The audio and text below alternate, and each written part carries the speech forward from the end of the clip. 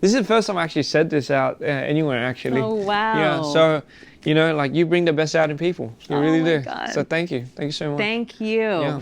I'm Allison Hagendorf. America, this is the next. Hello, Times Square. Hello, Madison Square Garden. Welcome to X Games Aspen. I'm Allison Hagendorf. I'm the live announcer of the B&E. Welcome to Rock This with Allison Hagendorf. Yeah, this is Allison Hagendorf. Hello, my fellow music lovers, and welcome to the Allison Hagendorf Show. Hello, my fellow music lovers, and welcome to the Allison Hagendorf Show. This is where we celebrate the universal love of music and the rock and roll spirit that lives in each of us. I am so glad you're here. We are coming to you from DWP Studios in Los Angeles, and I want to give a shout out to our presenting sponsor, Cloudwater, and our friends at Karma Sauce. These are quality products I love, and they help make this show possible along with you.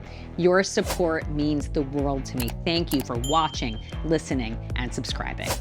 On the Allison Hagendorf Show, I love to showcase trailblazing artists who often transcend genre, push boundaries, and create a world all their own.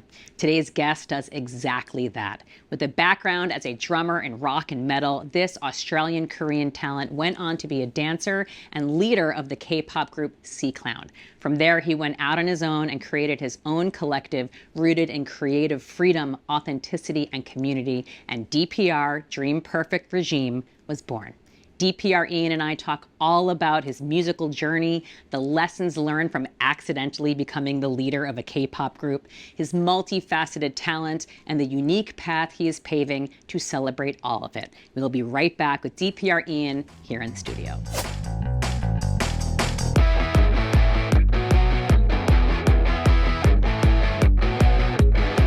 One thing about me is that I work hard and play hard, and this functionally fun box from Cloudwater helps me do that. These are my people. Listen to what it says inside. The world would be a better place if fun people lived forever. Yes, I subscribe to this. I feel seen. Inside, we have organic caffeine, we have daily defense, immunity, and CBD, which I imbibe every single afternoon. I think you'll enjoy this. Go to cloudwaterbrands.com, use my code Allison30 for 30% off, and let me know what you think. Cheers. My guest today is a singer, songwriter, dancer, producer, director, and visual artist who makes music you can see and feel. He creates his own audiovisual language to express his unique creative vision. He recently put out his self-produced EP, Saint, for which he also creates and directs all the videos. He's currently on his Dream Reborn world tour. DPR Ian, welcome to the show. Thank you. Thank you so much. Thank you. Thank you. Woo. Feeling the love in here today. Thank you. Feels Absolutely. So Thank you so much, Allison, for having me on the show. It's a pleasure. It's a pleasure to me because I love you as an artist. Oh, thank you. I think that your journey is so interesting. Thank you. Thank you. And I'm just a fan of your music and everything you're doing creatively. Wow. I think I'm like smiling, kind of laughing because I know your music so well. Oh, really? Oh. And for so many of my guests, when they're sitting here and we're talking about the music, you know, their journey is sort of like a natural progression and makes sense, you know? But your journey is so unique, where if you were to put on your latest EP, Saint, which I love, it's like completely different. Genre defined. Yeah. It cannot be described. Interesting, yes. Because you have so many different interests. Yes, yes. But you would not know from listening to that that you are a dancer and that you were in a K-pop group and that you were a drummer and love rock and metal. Oh my God, you know that too? Oh, I know the whole thing. So that is what I love about you. Wow, thank you. So I really want to dive into your journey, you know? Well, first of all, thank you so much. That means a lot. That really does mean a lot. Especially someone that kind of knows I've been through quite the journey to get to where I'm at. Definitely means quite a lot. You know, just putting it out there was just like in that list. Even I was like, really? I did all of that? Well, you've had so many different iterations, you know, yes. But that's just, it speaks volumes about your multifaceted talent and you're a visionary, you know, and that is unique to you. Right. I think it's always comes from my boundaries of imagination, you know, and I think I like to keep a limit to that. I think ever since I was a kid, I loved imagining. You know, that was just always one of the core things I did. And you know, growing up in Australia, Sydney, you have plenty of time to do so. You know, because just the environment allows you to just sit there, loaf around, and really look at nature. There's a lot of crazy insects there, by the way. Really? Yeah. Have you been? I love Sydney. You love Sydney? I would like to move to Sydney. Oh my goodness. I love Sydney so much. It's beautiful. I mean, the weather's great here too, isn't it? It is. Yeah. So, I love just the idea that Australia allowed me to kind of delve into that world. And growing up, I kind of moved to a place called Wollongong. Have you ever heard of that place? I have heard of it. Yeah, it's like a little cozy beach town, And I think when I was growing up there, I went to a performing arts school. And in that performing arts school, I think that's when I really started delving into, music and art and all of that, because I think essentially back then, when I was growing up, it was more about I wanted to fit in because I was the only Asian in that whole community. And back then, the scene of like metal rock music, that was like at its peak. Yeah, that was cool. That was so cool. Yeah. I loved, I was a big metalhead, and I still remember I wanted to fit in so bad, and the only way I could really see a close correlation to wanting to be with these people and the scene was through music. That was the connection. That was always the connection. And I didn't know it at the time. So I still remember going to my first youth center, like the first, they have these youth center performances every Thursday and Friday. And they would perform for their local bands. So local bands would come and they'll, do their showcase. And I remember just tagging along with my mate, and oh boy, was I blown away, quite literally, because the speakers were just so loud, so loud, yeah, so loud. And I think that's where that passion really started. I think there's like a certain energy and certain wavelength that connects you to something that's like heavy and deep, It's primal. It's very primal. It does. It's very primal. And that's why, ever since then, I would sleep with like heavy metal music in my ears, it would just be my lullaby, so. I can relate. No, I can relate. yeah. I'm wearing my Aussie one-of-a-kind blazer for you. I know you're a big rock You're fan. You're speaking yourself. my language yes, here. Amazing. Yeah, there's just something about a live rock show that is unparalleled. And I love all kinds of music. Yeah. I love everything. Yeah. But a rock show is its own show. Yeah. I think it's the rawness of it. It's the rawness of it. Yes, it's absolutely the rawness. It's the messages that they deliver, because I think more times than not, a lot of people are trying to find themselves in this world. I felt like rock was like one element that kind of spoke in a way where it's like you can express yourself and you don't have to really apologize for it. And you can certainly scream about it, Yes. So that's kind of exactly what I did. And I did my own little local band. I started in a band actually. I started as a drummer. That's where I started drumming. What was was the band have a name? What was it? Oh boy. I don't want to. I'll tell you my band name if you tell me your band name. All right, I'll go first. Okay. My own band was called Fire in May. That was the first name. Fire in May? Yeah, Fire in May. Yeah. That's cool. Is it? Mine was called Nearing Nothing. No, so I think maybe yours is cooler. No, Nearing Nothing? Actually, I can see that. It's pretty bad. I was the front woman. Yes. Oh, did you name the band? I did. I love it. I love it. did. Nearing Nothing. That's how you know you know. It's sort of like a dark emo. I love it. I love it. Thank you. Do you ever think about rebooting it? Actually, yes. Yes? I actually do. I have thought about that recently. Really? Yeah. I think that'll be a heck of a name to come out with. Nearing Nothing? Thank you. That's so cool. Oh my God. I'm getting such validation from you right now. No, I love it. This. I love it. I love it. And I love that you're a drummer. So Yes. that's what resonated with you. Oh, yes. Yeah, just having to just bang on something, And I think for me, I was like so compelled by just rhythm. Yeah. And I think that's what got my love into dancing, ultimately, right?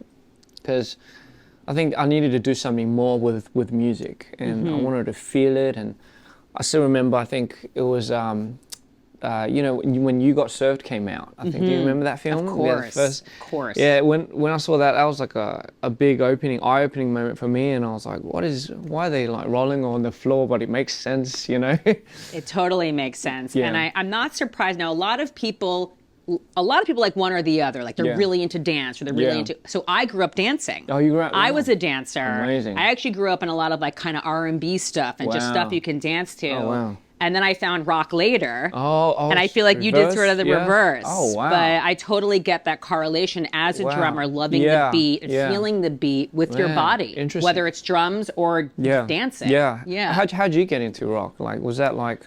I will tell you. Yeah. I heard Nirvana's "Smell Like Teen Spirit," and that was it. I wanted to be a dancer. Like that's what I wanted to be. I only listened to like R&B and dance. Yeah. And then I heard "Smells Like Teen Spirit," and I was changed. Absolutely. I bet it was. That feeling, and that's when it came out. Yeah. So I was like a preteen at the time. Yeah. So I was that perfect imprinting age. Perfect. You know that age you are when you hear it. And it's part of you forever. I heard Nirvana, and that was it. That does wonders, I mean, I still love all music. I still love to dance, but like that's when I was like, I need to learn everything about this. Wow. Yeah. Wow. Yeah. I mean, that'll do it. That'll do it. That will do it. That'll do it. Yeah. That'll do it. Wow. That's and really then cool. so then you fell in love with dancing. Yeah. And you had this natural gift. Man, I'm not sure if it's natural, but well, you work hard at it, but you have to feel you have a natural rhythm for it. Not everyone can decide to be a dancer. True. You know what I think it is though? I think it's also because I like first of all, I like creating something, but I think it's more about how I love the idea of packaging, because even back then, I think music was a way for me, like it wouldn't have hit me the way where it hit me if it wasn't packaged like that. Yeah. Like if I wasn't thrown into like the cusp of like a hot pit where people are dancing and throwing punches, and then you have loud music and people screaming. The whole experience. The experience is what really packaged my love for a lot of things. And you can say the same thing about dance as well. So I think ultimately I got the idea of wanting to package things so I can transcend it to people, so they can feel it the same way, at least remotely, somewhat the same way that I feel it. Yeah. So I think even when I started dancing, it was just the idea of wanting to spread a message through dance. I'm sure it's like that for everyone too, but the love of it, but also wanting to express what you're feeling through the music, and hopefully getting that message across somebody that would get the same feeling, Yes, it's that connection. It's that connection. Yeah. And it was b-boy, and like breakdancing at that period of time. And I think that's when I started my first YouTube channel. And back then, YouTube wasn't that big. Like it was like in its nascent stages. Yeah.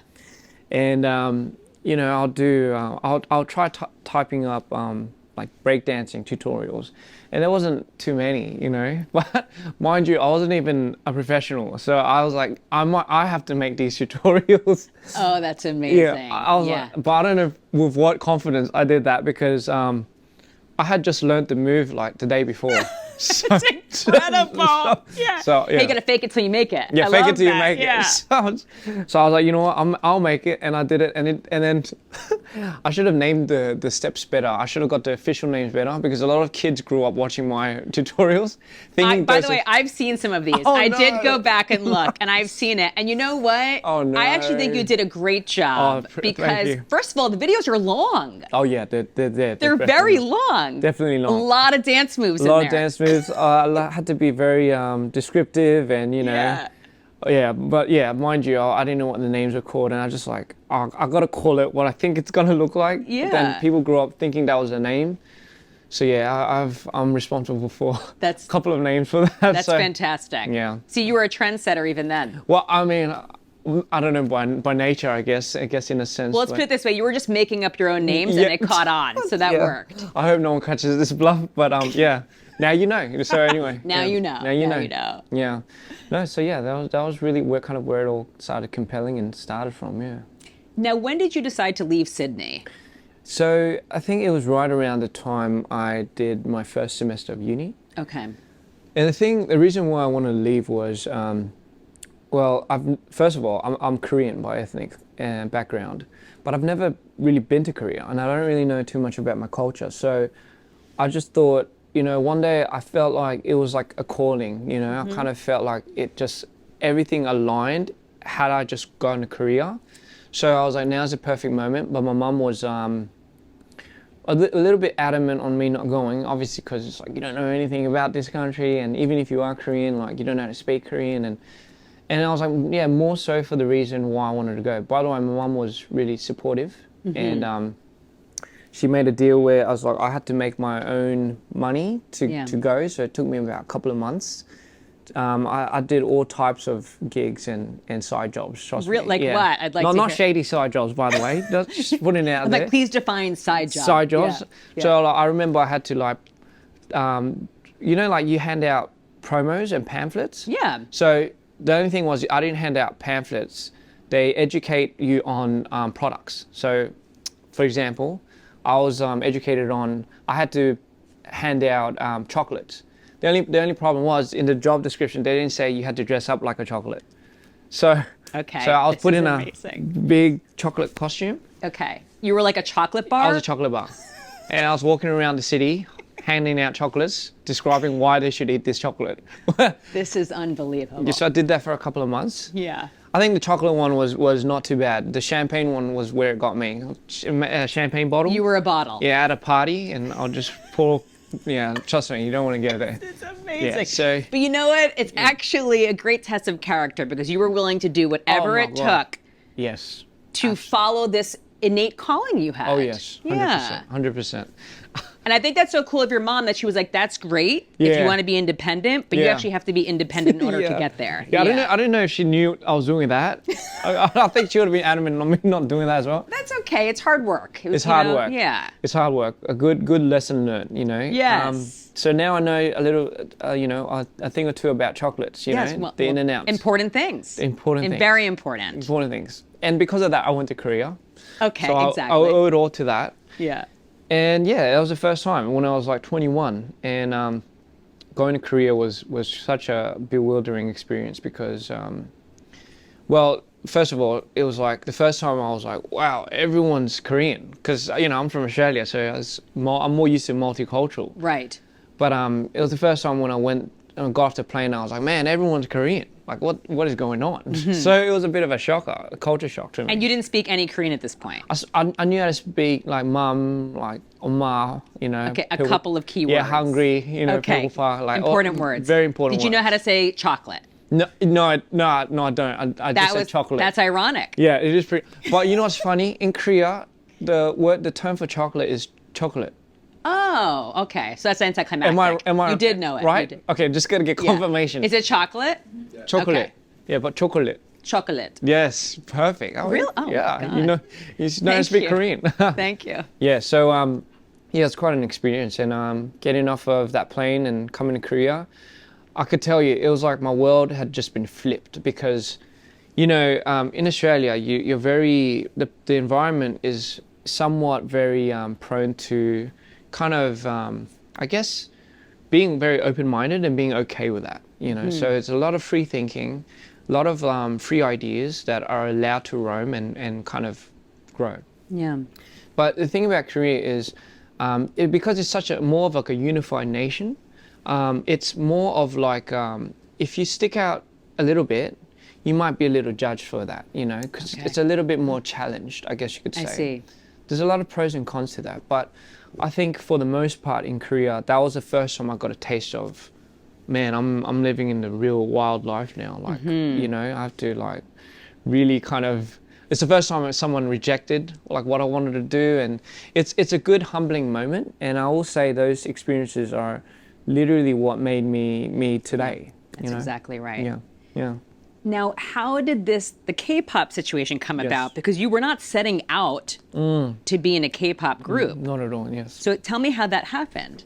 So, I think because from heavy metal to K-pop, that's Right. it's quite a contrast. It is. I can honestly say when I first came to Korea, that's when I first, I guess, got a good whiff of what K-pop is, you know. And in the beginning, I won't lie, it was very fascinating because for me it was like, oh, everyone looked very like a doll, you know, and they were doing these really like choreos that were just so on point, and it was so like stimulating, I guess is the right word.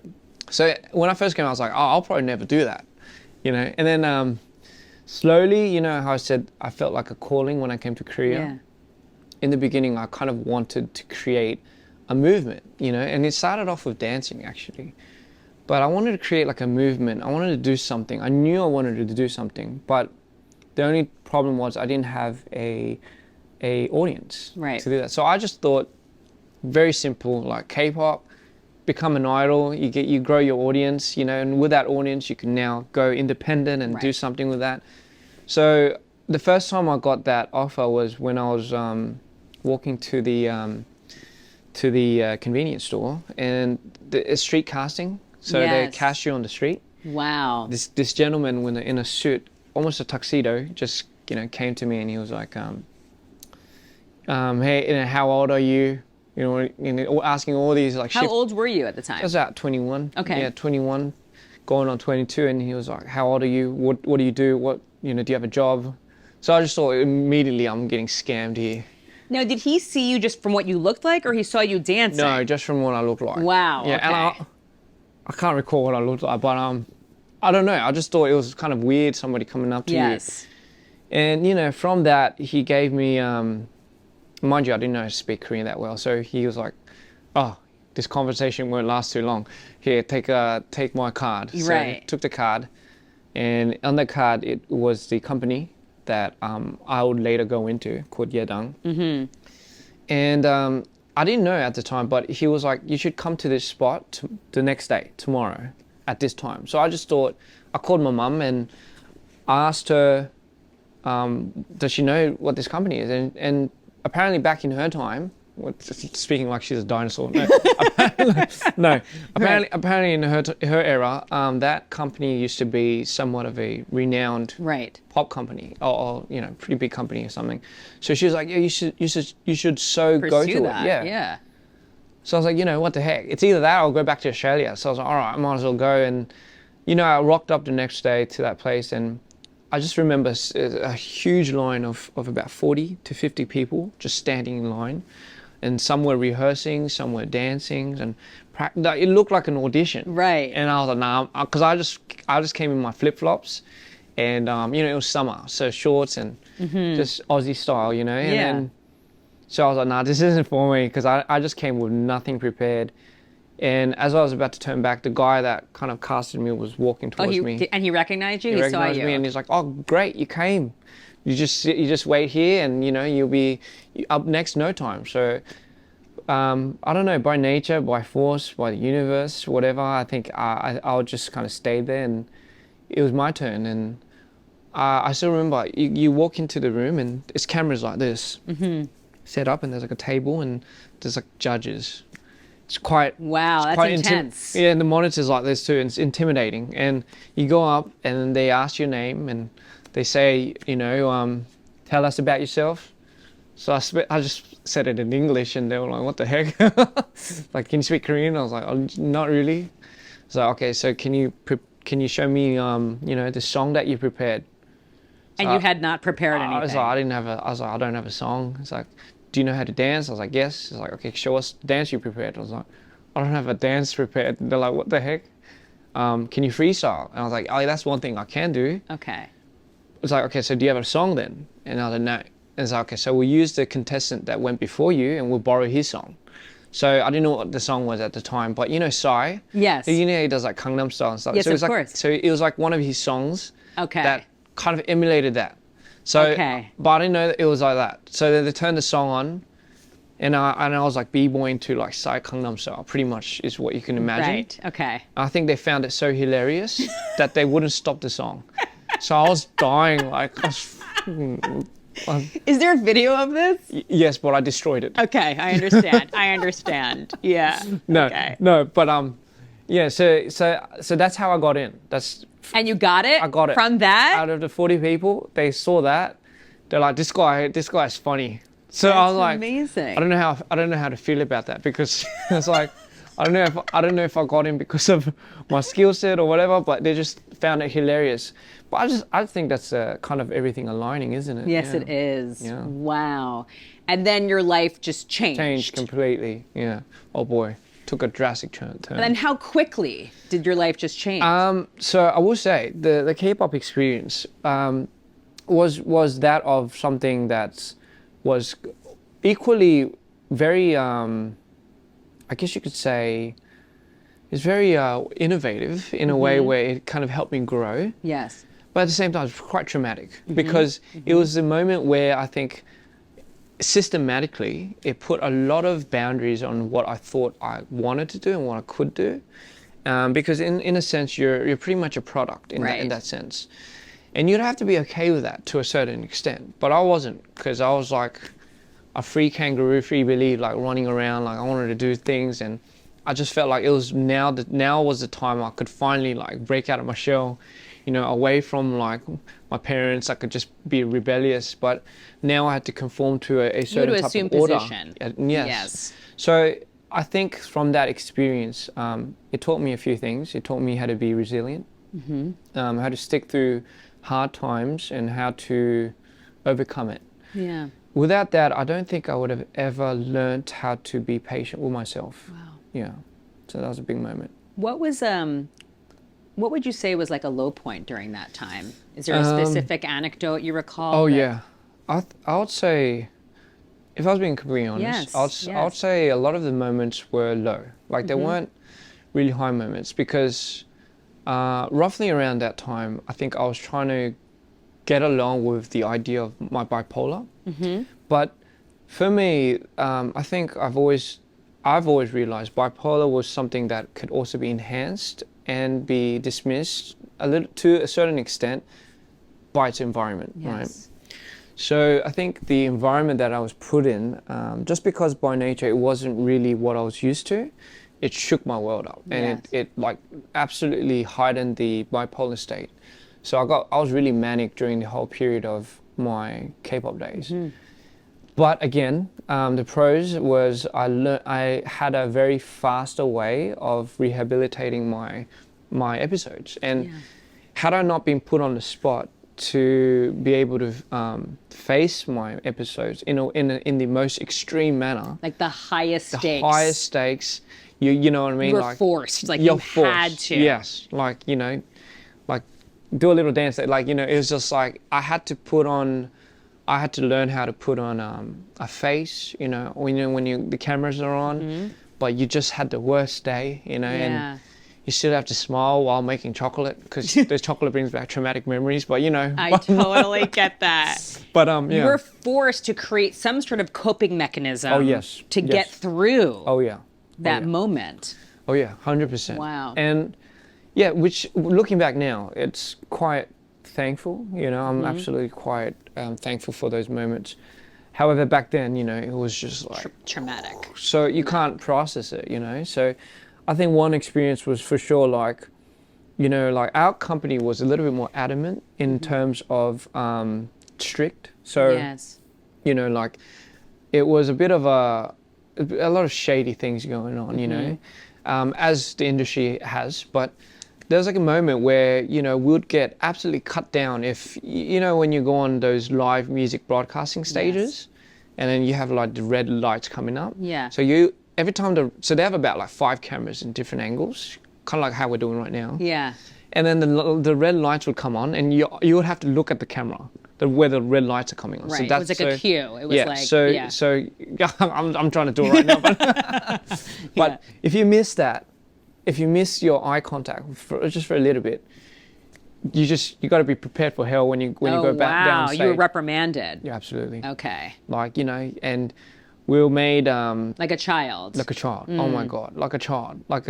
It was cruel in a sense, but I get it. Like, you know, they want to be absolutely perfect, a certain way. The aesthetic is a certain thing. Yes. I get it. Maybe that's why I'm a perfectionist. No, maybe not. But literally, I think that's what was asked of. So something to the highest order of perfection, which I get. Which I think that's what curated my patience and resilience for a lot of things. But I still remember like those. Every time I see a red light come on, I'm like, my eyes just go. A little bit PTSD. Yes, I totally get that. You know. So it was quite fun. You know, it's quite fun. Trust me. I'm sure. I mean, so what would you say was the best thing that came out of it? I got to meet a lot of good people. Yeah, a lot of bad people, but a lot of good people too.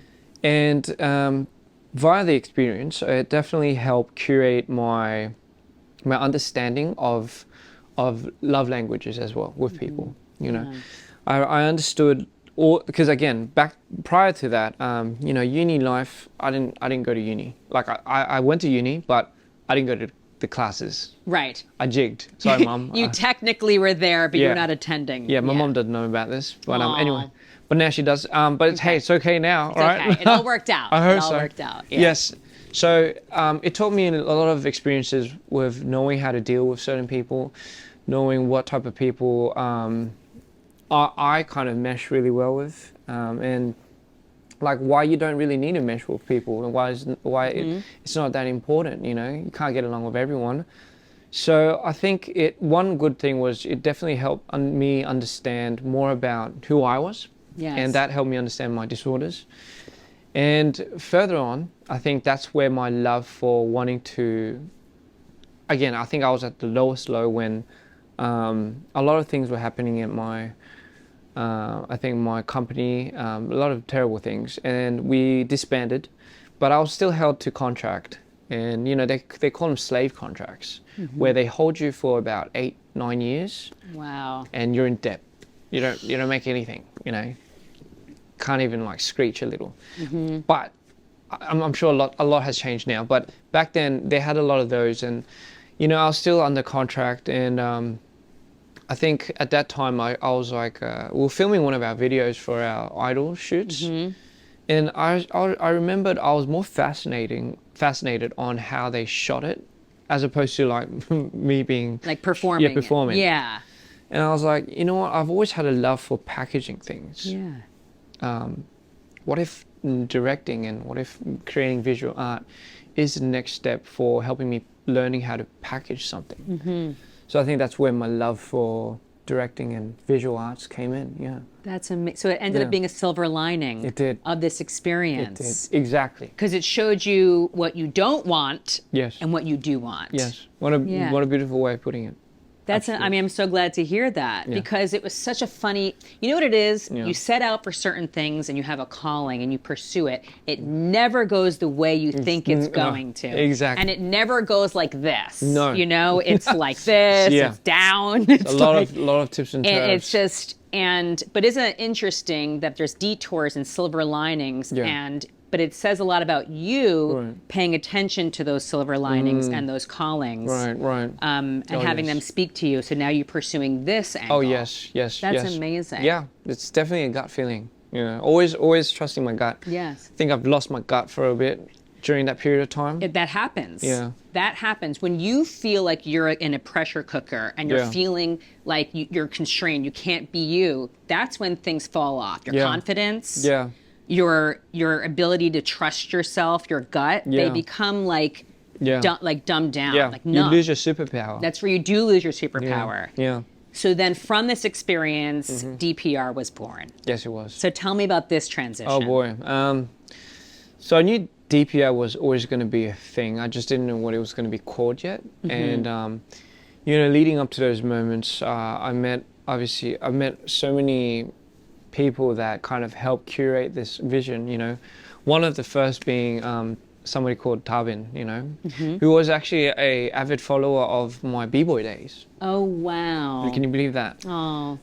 So it's extra special. It's very special. Very special. And he would always just send me messages on YouTube back in the day, because you could directly message like, hey, this is my progress of my b-boy, like learning from your tutorials. And I was like, oh God, not those tutorials. Oh boy. I love those tutorials. I've seen them. They're awesome. They're awesome. Oh boy. And then magically we both ended up in Korea. And I think that was when the journey really began. And that interval where I had to go to the K-pop era and he had to go to the army, we had a little bit of a distant interval, and then we met back up. And I still remember I was at my lowest and I was like ready to give up. I was like, you know what? I can't do this anymore. Like, I'm just being force fed like so much negative, you know, like nuances and all. For me, that whole experience at that time felt like everything was trying to channel me to being something that's not. Yeah. Like, you know, like that shouldn't be allowed to do something. So I was more focused on like breaking. Yeah. Like, you know, I think I dwell in chaos and I loved chaos, but it was just another extreme measure of like, granted it was probably because I was manic, but I was so like ready to just kind of blow the lid off and just be like, hey, you know what? If that's what everyone wants me to become, I might as well just conform to it, you know? And I think it was that moment in time where I, you know, Tarbin, that friend was like reminding me, hey, like, you know, didn't we set out to do to this in the beginning? Like, let's go back to it. That's beautiful. And I was like, you know what, screw it, you know, like, I guess it wouldn't hurt to give it one last shot. So that's when I started making video content. You know, it started off, I didn't know anything about video content. Mind you, there's such a systematic follow-up on like doing like a process to doing things.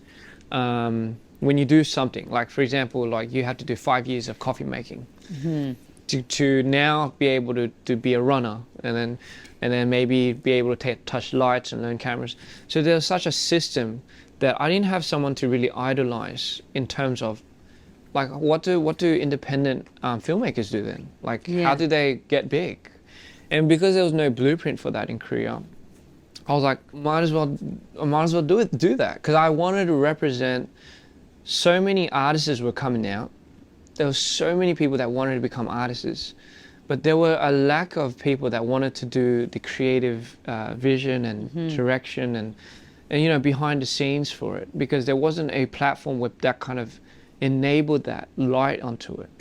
Because everyone thought if you wanted to become a director in Korea, you'd have to do 10 years of this, 10 years of that. And then by then, like the hierarchy. Yeah, you'll be like 40 and you know, you'd have your belly out and something like that. Like it'd just be like, that would be the image of it. Yeah. You know, so I was like, you know, what if we can define the norm a little bit? What if DPR can be a house of representatives for that independent idea of thinking? Because mind you, I told you at the start, that was kind of almost not really heard of in Korea. The idea that if you wanted to do something, you don't have to follow a due process. You could just do it. You could just wing it, you know, and then it could be something due to its, I guess, elevation, like due to its, I think, genuine, core, you know. Yes. And thing is, DPR was something that I wanted it to be so genuine in terms of artistry, like being yourself, but I wanted it to also be something that could represent somebody that wanted to be themselves, but was like kind of on the edge of like, do I have to apologize? Do I have to explain myself? Art is art, you know. There's like a saying where, you know, artists are meant to defy our reality. You're meant to conform to your own reality and kind of not so much to as impose, but to kind of show what your idea of reality is and have people be on board with that, because I'm sure in some type of approximation it's going to closely relate to some people. Yeah. There's a recurring theme here with you, hearing your story, that you have always been unapologetically you. Yes. Whether that was putting together the dance videos, you know, and you didn't even know if that was really, you were making up the names and moving to Korea just because you had this calling, and you showing up to the audition with like nothing prepared, but just staying and going through with it. Right. Going through the Sea Clown experience, even though it was like so foreign to you, just to try it. Yes. And then you kept the resilience. Right. And then knowing that you had this calling, you know what, I'm going to create my own path, you know, and that. Interesting. You've always created your own path. That's interesting. Every step of the way has been something that's unique to you. It's interesting and it's that just, you put but it that's, that way. and your art and your music and your visual art all reflect that. Wow. Yeah, that means a lot. I mean, and you can see it even in your music now, like as DPR Ian. Yeah. The music is it shows so many influences. Like certain songs, like Ballroom Extravaganza or Nerves, it's like, okay, this is rock. Like, this is cool, this is rock, this is alternative. Oh, that's so cool, yeah. And then, like, other songs have jazz elements to it. I hear a lot of jazz in your music. Yes, jazz, actually, when I went from metal, I went from alternative, punk, and then metal, and then went to grime metal, and then I went to jazz. So then I started, went from like banging with the double kick, and then it went to like swings, and I love jazz drumming so much. And I think it's so interesting that you point that out, because that was, I think, one big part of my life that I didn't really revisit, but I didn't know how much of an impact that part actually was. So thank you for bringing that up. I'd say you have revisited it, because I hear it in your music. Oh, you do? A lot of jazz. Right. I didn't even realize that until you said it. Because what's so beautiful about jazz, again, there's no path. There's no path. There's no path. There's no blueprint. No. It's based on feeling. It's feeling, exactly. And that's how I would describe your music. Do you know what I'm saying? Like when I hear your music, no two songs are the same. Yeah. You know, and you hear your EP Saint, that's different from your, you know what I mean? Like everything is different. Yeah. Everything, and even like within the song, there are several sonic stamps, like within one song. Wow. You know? So wow. I hear all of these influences and textures That's so cool. in your music. It would be hard to describe it to someone. Oh, wow. You know? Well, that's so cool. I love it. I love that you know that attentiveness, that detail. Well, I could feel it. I feel. Oh, wow. Yeah, like wow. I listen to music, but I feel it. You feel it. It becomes part of me. Interesting. I feel it. Wow. And then when you add to it your visuals, I mean your videos, they're unbelievable. Oh, thank you. Thank you so much. I appreciate that. I think I always say like the sonical aspect and the visual aspect comes hand in hand for me, because that's what really comes from my imagination. Yeah. I think I was for me, the first time I think I was astounded by something visually so stimulating. I think it was when I first watched Cats. Yes, the musical. Oh boy, well, that came into town like. First of all, there's a lot of like, I see like a Broadway influence. Oh, There's a yes. lot of theatrics, A lot of theatrics for sure. You're right. It's so interesting that you're right. You're absolutely right. I think the musical aspect was a huge thing when I was growing up. I'll be very fortunate enough to go to these things.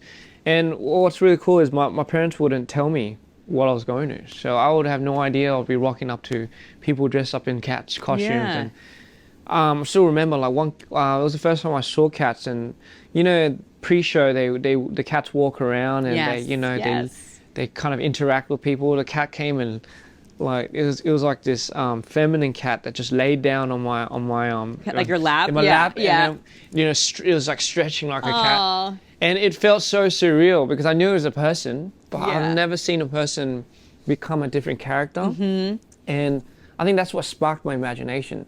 That mixed with the theater aspect, the musical, the notes to it, and they had all these other musicals that came after that. Like I remember there was like a clown musical. I forgot what the name was, but they had orchestra playing while like a clown was like being blown away and by a huge fan, and just that overtly stimulating scene was something that I wanted to capture and just not let go of. I just want to I just want to live in that moment. Yes.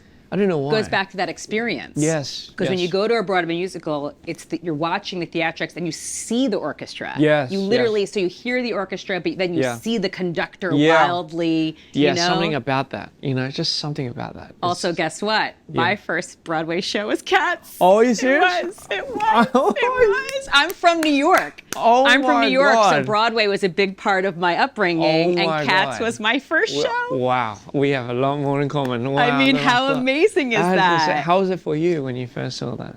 I was blown away. I was my really goodness. young. I think it was when Cats first came out, like yeah. probably like in the 80s. And wow. I was a little girl, but like you said, the Cats, we knew they were people, but Yeah. they were so committed So to their committed. character that they transformed. Yeah, yeah. And I thought that was the coolest thing. That's so and the cool. music was awesome. Wow. And I just remember seeing the orchestra and the conductor, and I thought that was the coolest thing ever. That's so awesome. I love that. So I've always seen audio and visual together. And then I'm also the MTV generation. Right. So seeing music videos, Yeah. and that was how we were introduced to songs. Right. Was just So mind blowing. Wow.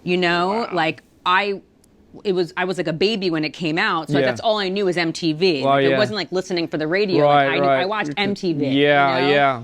So Wow. music video, I was always just fascinated by it. Interesting. Do you also imagine like a scene first, or is it more of the sonic that comes first for you, or is it more the visual that comes first? The sonic comes for me first. Okay, got it. I'm definitely more music-centric. Wow. But as soon as I can hear even the opening measure of a song, Yeah. I'm transported. Wow. I'm transported. I can see. You can see I it. can see Wow. a visual component. I can like smell it. I can Wow. like taste it. Wow. You know. But it starts with the music for me. Amazing. And you also get goosebumps. I do. It's and it goes inside me. It's like when I listen to music, level. I'm like processing music. Wow. You know. That's the best way to enjoy it. I'm also like, there used to be a game show even before my time called like Name That Tune. Like, it's like, I can name that song in 3 notes. I have that ability where I Really? could like hear a song. Wow. And I'm That's like, crazy. I can name the song and like the Straight year away. it came out. Wow. So you have Music for me is wow. like, it's one with you. it is me. Wow. Like it's part of me. Okay. Wow. Now I understand you Yes. a bit better now. Wow. That's why your music and everything you're doing really resonates with I me. see. Wow. That's so cool. And I love watching your videos. It's just like, there's so much. I Like, appreciate that. Wow. so, Means a lot. okay, so let's talk about Don't Go Insane. Okay. Because one, it's like one of my favorite songs. Oh wow. Yeah. But on that song is where I hear your Daft Punk influence. Oh yes. I know you love Daft Punk, and I love totally Daft get Punk, that yeah. and respect that. Yeah. And like, I love first that. of all, it has like 36 million views. In the video. It's like no Yeah. big deal. Oh, Like yeah. I mean, it's No. you know, it's really cool. Like when you think about that, because I know that you're a true artist and you care about your artistry, Yeah. but you have insane numbers. You know, Yeah. you really do. Oh yeah. How important is that to you? You know, I never really thought about that because I think for the most period of time when I was making it, I always feel like it has to do, like it does what it should do. you Yeah. know? So, and that really doesn't extend too much on the numbers, I think, because for me, I feel like what I give is very bottomless. Like it's just the pit is endless. So. Yeah. I could just constantly keep on making, and it's like just a repertoire that I have. So I've never really felt the need for it to ever reach a certain number, maybe a certain crowd, because I think it's just more. I always say, I would rather have 10 people show up and have 10 people all stay than 100 people and just have 10 people out of Like that a stay. superficial engagement. Yes, yes.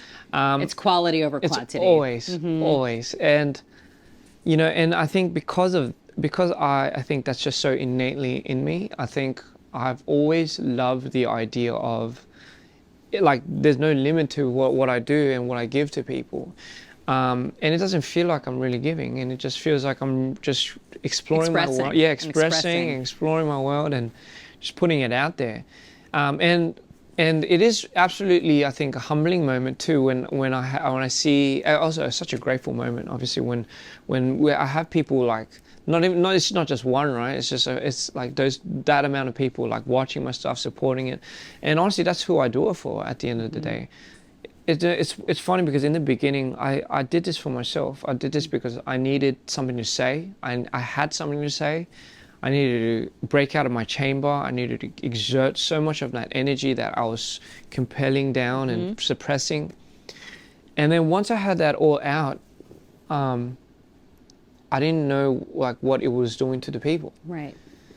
And it was the first time when after the show, I would walk back to my to the bus, and you know, on that little short journey to the bus and from the stage, you would have fans just running up to you and telling you how much your music and how much your artistry has changed their lives for the better. I think moments like that are moments that I live for, because I think in those moments is when I realize, oh wow, this isn't just about me anymore. Right? This is about everyone else too. So it really is something that's eye-opening, and it's what I realized as I further go on to my journey of my artistry. It's like, wow, this is this is not just about my journey, it's everyone else's. Yeah. Well, it's interesting because you start from a place of authenticity, because it's almost like you need it. Yes. You know, like whether it's, you know, battling with mental illness in your journey to dealing with angst from something happened to you or trauma, and you're very fortunate that you have these talents where you can use them as medicine. Right. And then other people hear it and it resonates with them and what they're going through, and what a gift that is. Yes, it is. To not only have the talents, but then to have the ability to connect and inspire others who might not have the talents. Right. But they have the music. Yeah. You know, and they have the experience. The experience. Yes. You know, so I mean, that's the greatest. Yeah. Isn't it? Oh my goodness. I've always said, like you said, I think it's the experience that really entails everything for me. I've always resonated more with the person in the crowd rather than the person on the stage. You know, and every time I watch a show, I always look at the show and I always feel like I'm the person in the crowd looking up at the show and enjoying it. The kid in the mosh pit. It's like you in the mosh pit. Oh yeah. That's right. Yeah, where it all started. That's where it all started, you know. Yeah. And they have some crazy ass names for the dancers in the mosh. You know, they have dancers in the mosh pits. What are some of the dances? So there's like you know, you might think everyone's just flailing around like aimlessly. Limbs, yeah. Yeah, no, but they all have names for that, you know. The one's called the arm swing. Oh yeah, I know that. I've done it. And I've done all these moves. I didn't know if they had names. Oh yeah, they had names. There's something called the two-step.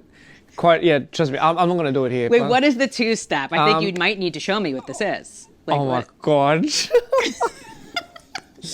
This is it's a little thing they do in the hardcore metal scene. It's called the two-step, and it's usually to like a hardcore beat, which is and then to that they have like a dance move to it. It's called the two. But trust me, you don't want to see it. You don't. Now, what I do know is the Wall of Death. The Wall of Death. The Wall of Death is classic. I Yeah. mean, I worked with Lamb of God. Oh, amazing. I'm actually in the Redneck video. I love Lamb of God. What? I love Lamb. I A&R'd the Sacrament album. Oh, I had like a let's metal go. pedigree. Let's go. And going to Lamb of God shows, you know, at the Wall of Death, it's like Game of Thrones. You know what I mean? It's like a separation, and it's like the two.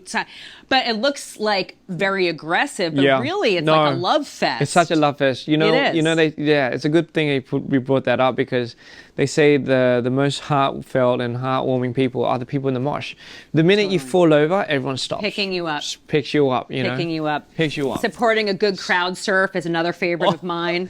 Yeah, you know? I've never actually done. Have you done? Of course. Oh my God. Yeah. Who are you talking to I'm here? sorry. I am sorry. like, You're the veteran. I'm very committed in my shows. Yeah, the veteran. Yeah, I've got to learn from you. I mean, are you really going to a show if you're not crowd surfing? I mean, I don't know. Oh gosh. Yeah, stage diving, crowd surfing, you got to. Yeah, that's the one thing I couldn't do, because I'm like, oh, no one's gonna pick me up. no one's gonna throw me. You know, you and I will go together, and I will make sure you're supported. Oh my I God. got you. All right. I got you so much. Hey, I'll hold you to that. Thank you so much. Wait, I do want to ask you, going back to choreography for a second. So, like for example, in the "Don't Go Insane" video, it's like you had like a total Daft Punk vibe, but then the choreography reminds me of like Michael Jackson. Thriller, and it's like, who does the choreography? So we have a very talented young man called Hugh, right? And he's like somebody that actually was somebody that helped me out in one of the music videos for Mitre 2, and he did the dance for another choreographer, and they did something called Ribbon together. And I think from that performance, and when I saw this guy, he had so much passion and so much fire and so much potential. Like it felt like as if it was me back in the days when I had a lot to say, you know. So, you know, immediately we just kind of kicked it off, and this guy was so adamant on trying to help and wanting to show us what he can do, and you know, our chemistry was just, you know, it took off, you know. And ever since then, he's been really, really helping us a lot with everything. You know, not even just the choreo, like the direction, the stage direction, just the characterization. He shares the vision. And you know, the fact that I can do that, not with just him, but with so many people on our team right now, is what makes DPR DPR. Oh, that's so special. It's the most special thing. Trust me, it really is. What a gift. It is. What about new music? You're working on new stuff. Oh yeah. Oh my goodness. So I have a project that I'm going to come out. Speaking of, like, I'm going back to my old roots, going back to rock and indie and metal. Well, I'm not. Really? I don't know about the metal stuff, but Yes. So I have a character that personifies my music and my genre for like an era, you know. So Mito, being the first 2 albums, is what classifies his era of that period of music, which is orchestra, like jazz and a bit of pop. And then Insanity, where we have a little bit of electro, dance, funk, and you know, from the Daft Punk influence. Of course. And then it's going to go into the Ian album now. That's right. I'm doing a slow clap because I'm so excited to hear this. Let's this go. is awesome. All right, Thank you, Ian. Yes, thank you. Yes, yes. Where we finally get to see Ian now. Wow. Yeah. Just hearing yourself say that, don't you feel so proud of how far you've come? I do. That you're really actually using your name? Yeah, I do. I actually do.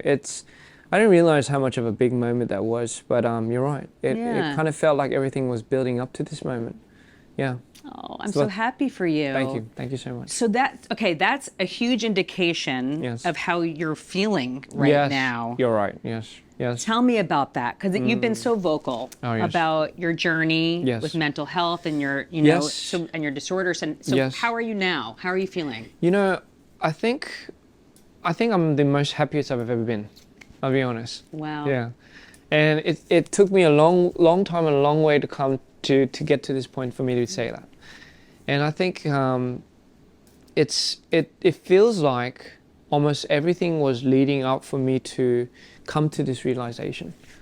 And I think because I am in this moment and in this mood, I've also learned to understand how to be more present and savor the moment. Because back then it was really all about going, and you know, even if I had something to say, there was some type of spite that was hidden behind everything, some type of anger and frustration. More importantly, I think with myself, you know, and I just didn't know how to clear that, to be honest, because I felt like there's a lot of things wrong with me, but everything that I was trying to advocate for myself, I just felt like I wasn't even living it. So how was I ever going to be able to, like, it felt more hypocritical, you know? But I never really understood where the answer could come from. Like, I didn't know how simple it was. I always thought it was more impossible than possible when it came to me. So I've always had to clearly indicate that this was more than me and not about me.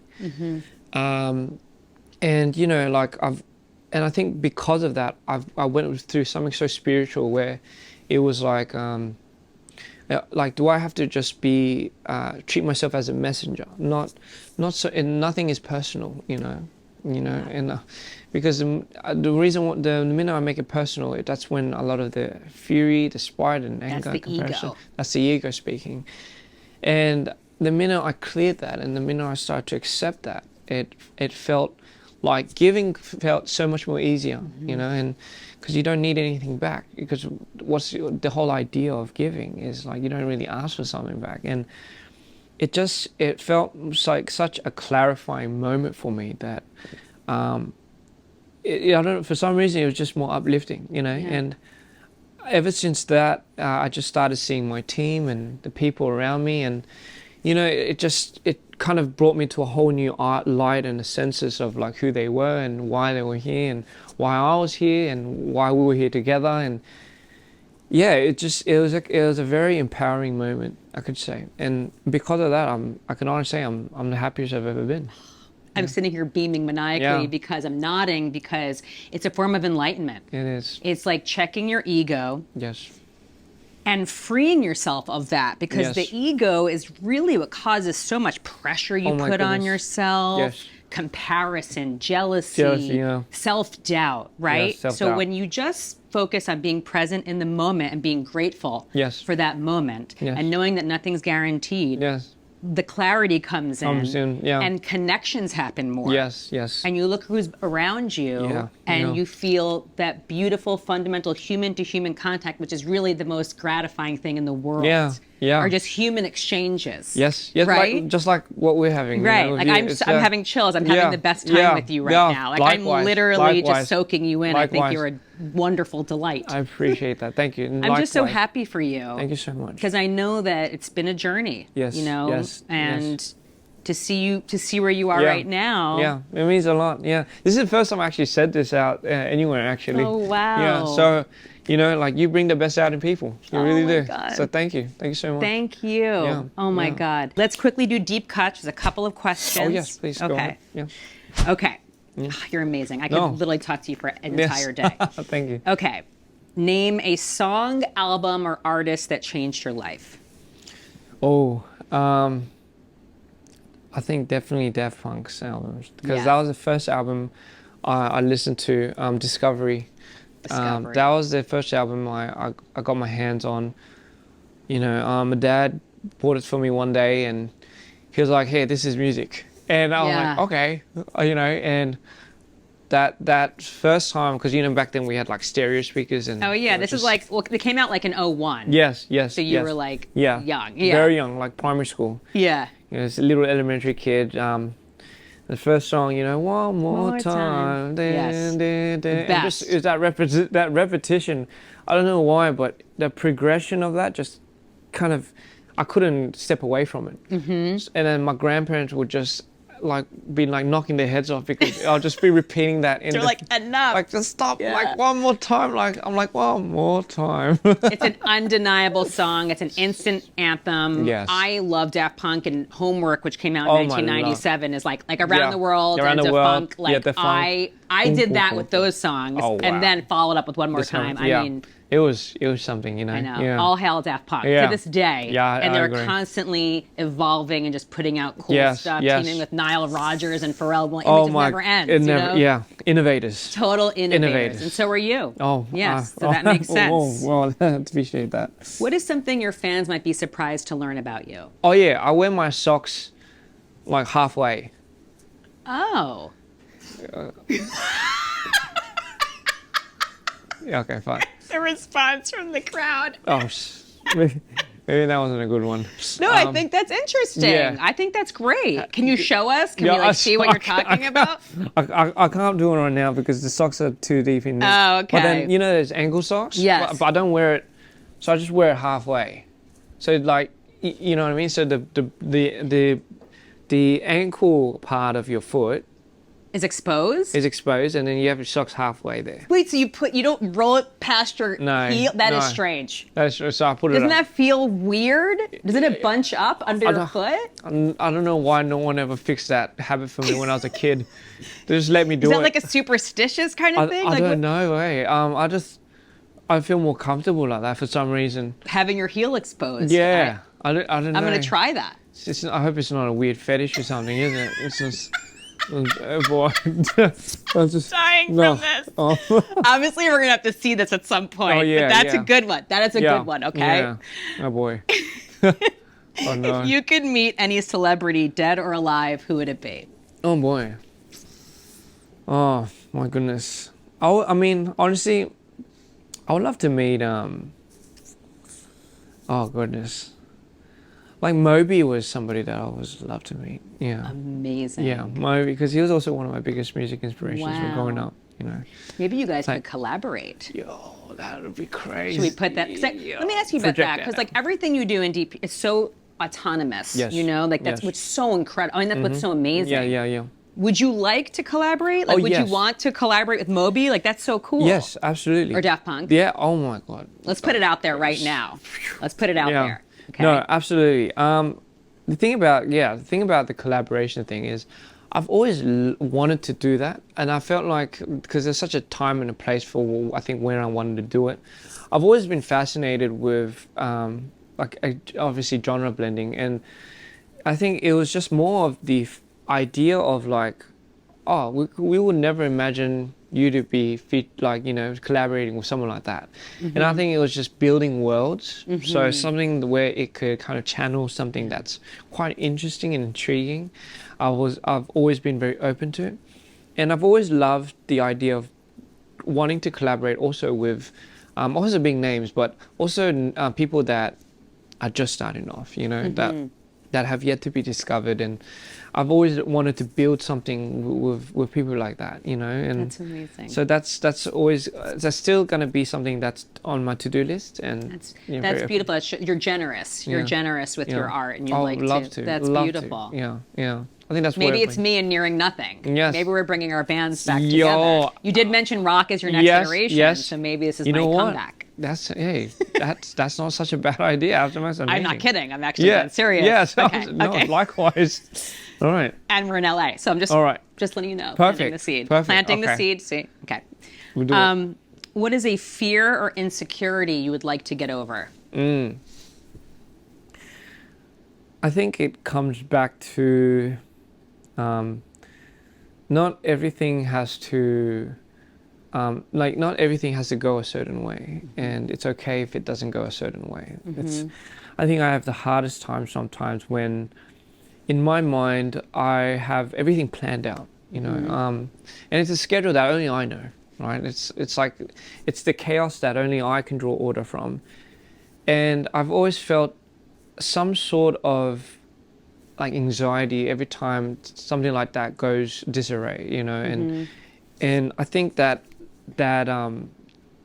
fear of the chaos that I have in order might become a little ajarred is always what struck fear in me. And I kind of think about it, and I think, is it because I don't know what I'm so scared of? Like, I don't know if it's me trying to be too much of a perfectionist to that side, or I don't know really where it comes from. But I guess that also entails letting go. You know, letting go of things. Yeah. Letting go. That's the always secret. the it's hardest. the secret. Yeah. And if you're able to do it, that's where you win. Yes. Okay. Yeah. Kind of goes back into what we were talking about before about being present and grateful for the moment, even though it wasn't the moment you planned for. Yeah. You know. Yes, I think that's exactly but what you were saying. But you're good at that. You're great at finding silver linings. You've done it your whole life. Yeah. It's interesting that you put it like that. I'm almost surprised to hear you say that, because I feel like your whole life you've been really good about rolling with the punches. Right. And creating opportunities out of them. Interesting. I never really thought of it like that. That's quite interesting. Like, I see you. I see you. I like that. I also want to know, you have such a beautiful sense of style. Oh, aesthetic. Yes. Physique. Let's keep it real. What is your fashion muse?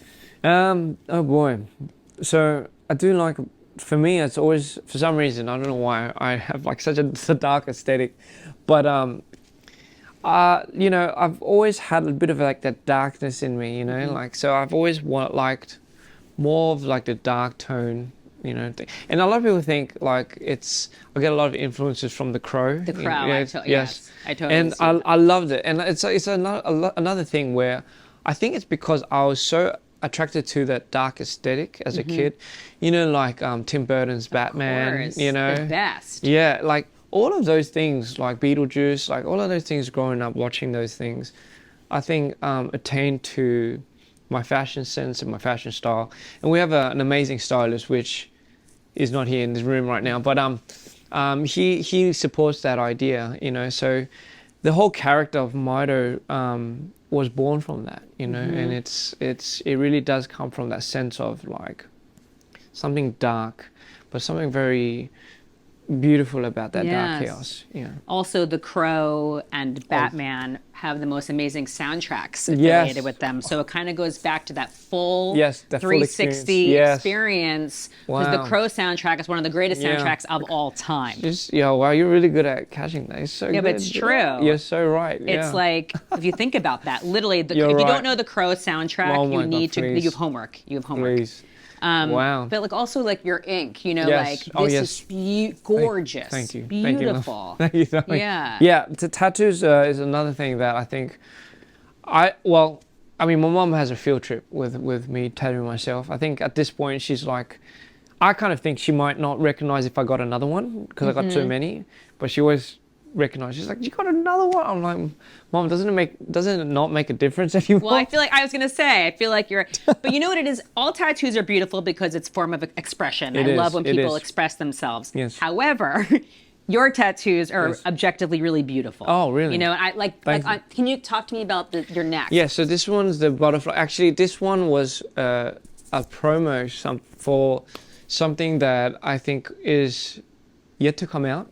So this is a little teaser thing. Yeah, this is Okay. Yeah, but this is the first time we're actually announcing it here. But this is something that was, our fans love a bit of they're a bit of a theorist. So Yes. we love lore building, and we have like a bit of like a story of ourselves, our universe.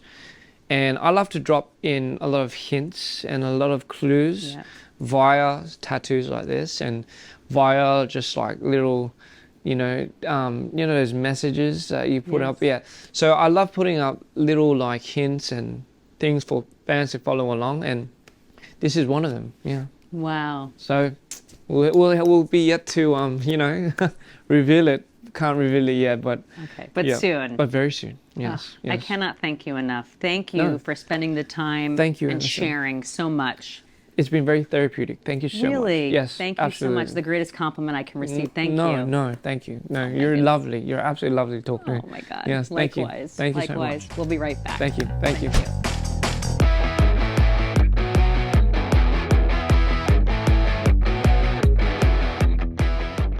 Wow. Having Ian here today and the beautiful connection we have, and him sharing his mental health journey and how he is the happiest he's ever been right here, is the greatest gift I could ask for. And it is why we do this show, to celebrate the humans behind the artistry. And thank you for being part of this. Thank you so much for being part of the Allison Hagendorf Show, presented by Cloudwater. A huge thank you to our other partners as well, Danny Wimmer Presents and Karma Sauce. Thank you, Tribute Project, for making my one-of-a-kind wearable art, this awesome Aussie blazer. Thank you, Arctic Zone, for the guest gift bags. And most importantly, thank you. If you enjoyed today's episode, I would be honored if you subscribe to the channel, and I would love to hear from you. So please like, comment, rate, review, whatever you're feeling, and reach out to me on socials at Allie Hagendorf. Let's connect. Let me know who I should interview next and what made you smile today. Thanks again. I'll see you next time, and remember, you're a rock star.